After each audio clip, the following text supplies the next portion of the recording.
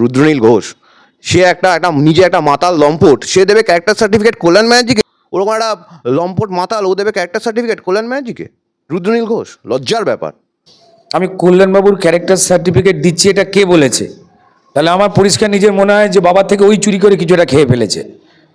কল্যাণবাবু অত্যন্ত রেসপেক্টেড লোক, আমি কেন ক্যারেক্টার সার্টিফিকেট দেবো তার? আমি কি পাগল নাকি মমতা বন্দ্যোপাধ্যায় না অভিষেক বন্দ্যোপাধ্যায় আমার নাম যে আজে বাজে কথাবার্তা বলবো? ভাই আবার বলছি, তুমি তোমার বাবার মতো নয় আমি জানি, তাই তোমার প্রতি আমার শুভেচ্ছা রইল।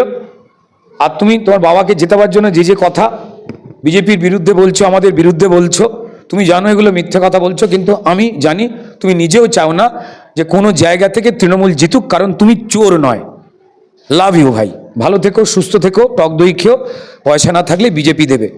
আজকেই হঠাৎ কেন আপনি শ্রীরামপুর নিয়ে এত ইন্টারেস্টেড হয়ে পড়েছেন? কী এমন আছে ব্যাপারটায়? আপনি আজকে কেন কল্যাণ ব্যানার্জির পিছনে লেগেছেন? আজকে হঠাৎ কল্যাণ ব্যানার্জি, কোনো দিন তো আপনি কল্যাণ ব্যানার্জি নিয়ে কোনো কমেন্ট করেননি। তা আপনার কি কোনো বন্ধুর খুব মন খারাপ হয়েছে যার জন্য আপনি তাকে ডিফেন্ড করার জন্য হঠাৎ কল্যাণ ব্যানার্জিকে অ্যাটাক করছেন? হ্যাঁ, ডেফিনেটলি আমাদের সব জায়গাতেই বন্ধু বান্ধব রয়েছে, ওনার বাড়িতেই আমার ফ্যান রয়েছে। আমার কবিতা কল্যাণ বন্দ্যোপাধ্যায় প্রশংসা করতেন। ও ভাই, শুনলে শুনে রেখে দাও। যাই হোক, আমি ওকে নিয়ে কোনো কিছু বলবো না, বাচ্চার ছেলে, জানে কম।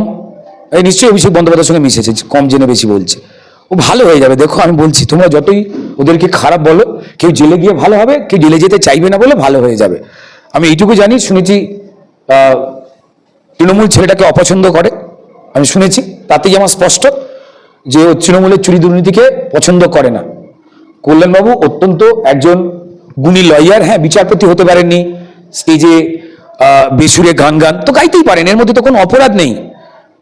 হেমন্ত মুখোপাধ্যায়, লতা মঙ্গেশকর কল্যাণবাবুর মতো গলায় সুর পাননি বলে আফসোস করেছেন, জানি। তো ওনার ছেলেও এটা জানেন। আমি ভাইকে শুধু বলবো, তুমি ঠিক রাস্তায় চলছো, একদম ঠিক রাস্তায় চলছো। তৃণমূলকে যে তুমি ঘেন্না করো, চুরিকে যে ঘেন্না করো, লাভ ইউ ভাই, ভালো থেকো।